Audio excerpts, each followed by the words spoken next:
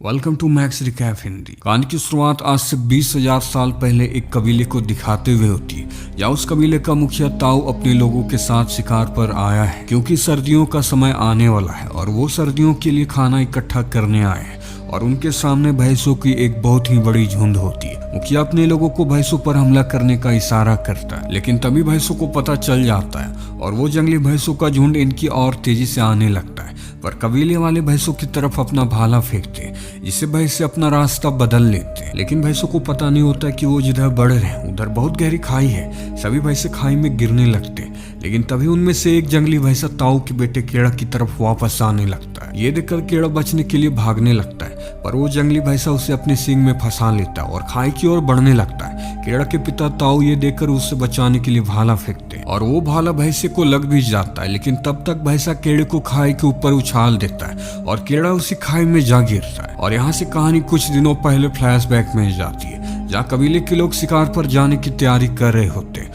और उसी रात केड़ा की मॉम केड़ा के पिता से कहती है कि आप केड़ा को शिकार पर लेके मत जाओ, वो अभी बहुत ही छोटा है और मैं उसे खोना नहीं चाहती हूँ।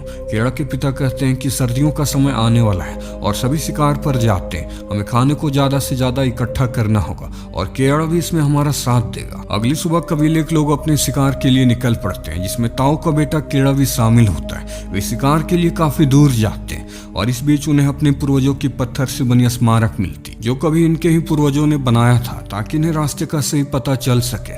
और वहीं पर एक और कबीला होता है जो इन्हीं की तरह शिकार पर निकला है। दरअसल सर्दियां आने से पहले जितने भी कबीले होते हैं वे सब के सब शिकार पर जाते हैं ताकि उन्हें सर्दियों में खाने की दिक्कत ना हो।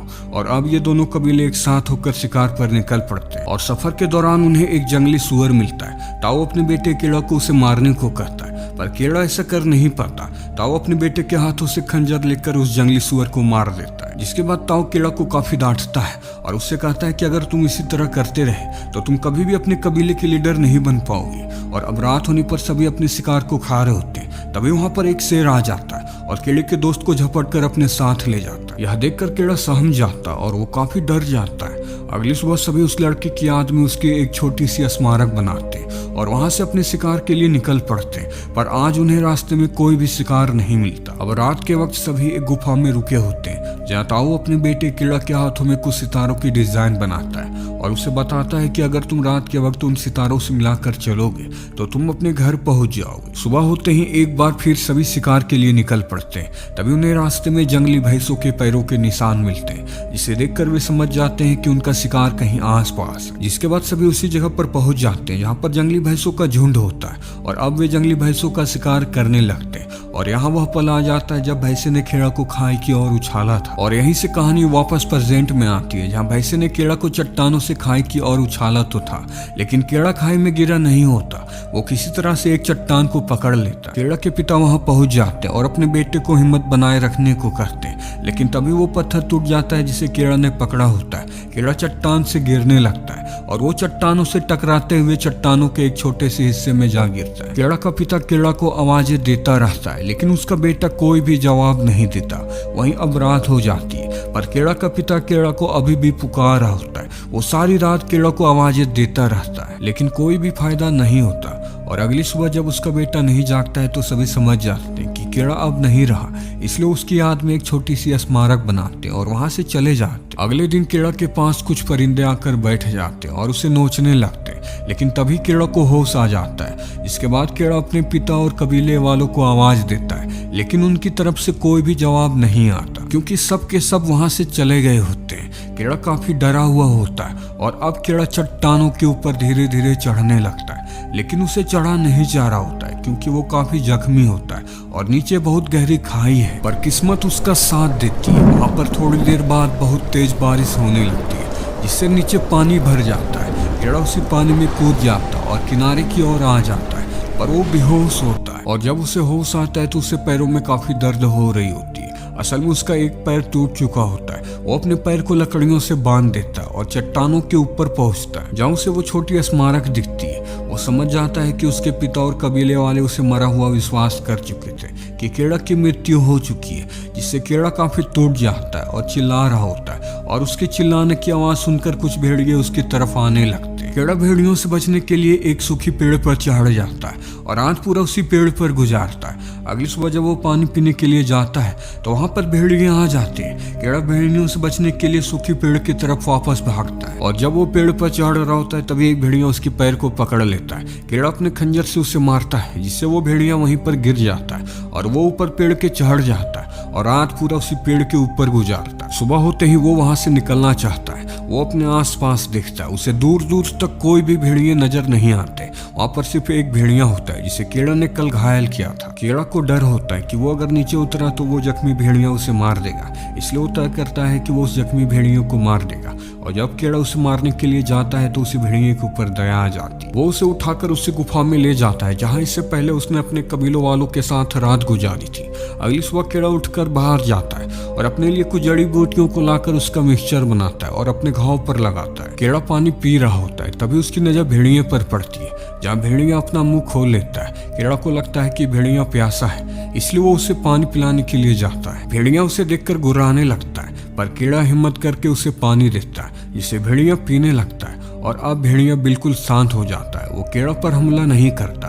भेड़िया को देखकर कीड़ा को दया आ जाती है। वो देखता है कि भेड़िए का जख्म बहुत गहरा है, इसलिए वो अपनी बनाई हुई दवा को उसे लगा देता है। उसे काफी पछतावा होता है क्योंकि उसने अपनी जान बचाने के लिए उसे खंजर से मारा था। अब दोनों को भूख लगने लगती है तो कीड़ा बाहर निकलता है। उसे एक जंगली खरगोश दिखता है, वो उसे पकड़ लेता है और वो उसके गोश्त को खुद भी खाता है और भेड़िए को भी खिलाता है। और अब यहाँ से दोनों के बीच दोस्ती होनी शुरू हो जाती है और इसी तरह वे दोनों कई दिन उस गुफा में गुजारते हैं क्योंकि दोनों के दोनों जख्मी होते हैं। फिर एक रात कीड़ा आसमान में उन सितारों को देखता है और अपने हाथों में बने उस सितारों के डिजाइन से उनसे मिलाता है जिससे ये लगता है कि कीड़ा अब घर जाना चाहता है। अगली सुबह वो अपने घर के सफर के लिए तैयारी करने लगता है। वो भेड़िए को भी कहता है कि तुम अपने घर चले जाओ। वो भेड़िए को बताता है कि मैं अपने घर के लिए निकल रहा हूँ और तुम्हें भी अपना घर जाना चाहिए। वो भेड़िए को भगा देता है और वहां से जाने लगता है पर थोड़ी दूर जाने के बाद उसे ऐसा लगता है जैसे कोई उसका पीछा कर रहा है और जब वो पीछे मुड़कर देखता है तो उसे वो भेड़िया दिखता है। वो भेड़िए को भगाने की काफी कोशिश करता है लेकिन भेड़िया उसका पीछा करना बंद नहीं करता। ये देखकर कीड़ा उसे अपने साथ लेकर चल पड़ता है और सफर के दौरान उन्हें रास्ते में एक जंगली सुअर मिलता है जिसे वो पकड़ने की कोशिश करते हैं पर वो उसे पकड़ नहीं पाते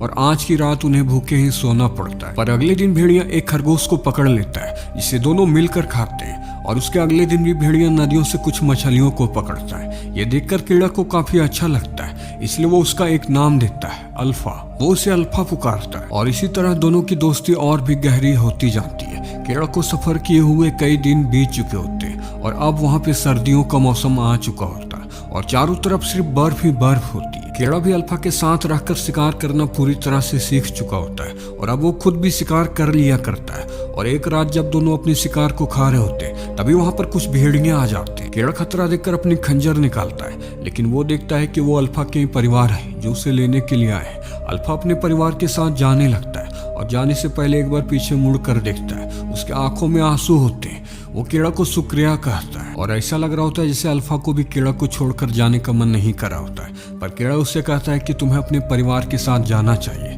अल्फा अपने परिवार के साथ चला जाता है लेकिन अगले दिन कीड़ा अल्फा को काफी याद करने लगता है। उसे वो हर चीज याद आने लगती है कि कैसे अल्फा ने उसे शिकार करना सिखाया और दोनों साथ में ही शिकार किया करते थे। कीड़ा ने अल्फा के साथ कई यादगार दिन गुजारे थे। उसे अल्फा की काफी याद आती है। वो काफी अकेला महसूस करता है। अगले दिन कीड़ा अपने सफर के लिए निकल पड़ता है। वो बर्फीले तूफानों को पास कर रहा होता है तभी उसे दूर कुछ भेड़िए दिखाई देते हैं और उन भेड़ियों में से एक अल्फा भी होता है। कीड़ा अल्फा की तरफ भागता है लेकिन तभी वो एक जमा हुआ लेक में गिर जाता है। वो बाहर निकलने की काफी कोशिश कर रहा होता है तभी वहां पर अल्फा आ जाता है। अल्फा उस बर्फ को तोड़ने की कोशिश करता है लेकिन उससे वो बर्फ नहीं टूटती। कीड़ा अपने खंजर से उस बर्फ को तोड़कर बाहर आ जाता है। दोनों एक दूसरे से मिलकर काफी खुश होते हैं जिसके बाद दोनों एक साथ आग के पास सोते हैं और रात गुजारते हैं। अगली सुबह कीड़ा फिर से चल पड़ता है तभी उसे एक आदमी दिखता है जिसे देखकर कीड़ा काफी खुश हो जाता है लेकिन पास आने पर उसे पता चलता है कि वो आदमी ठंड से जमकर मर चुका है। ये देखकर कीड़ा निराश हो जाता है क्योंकि उसे भी लगने लगता है कि वो भी अब बर्फ में जमकर मर जाएगा।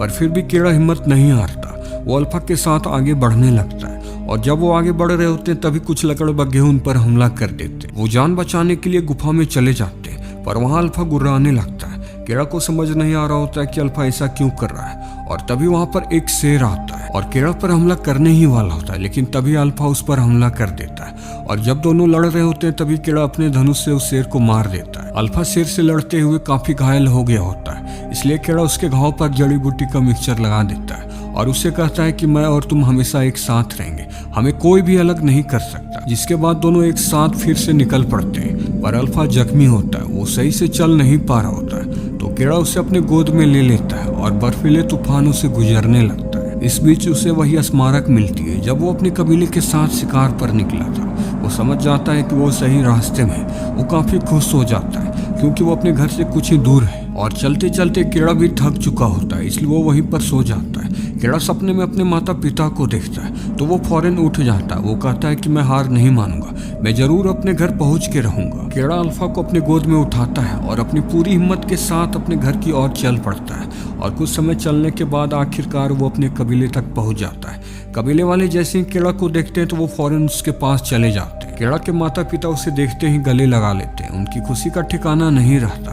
कीड़ा कहता है कि आप अल्फा को बचा लो।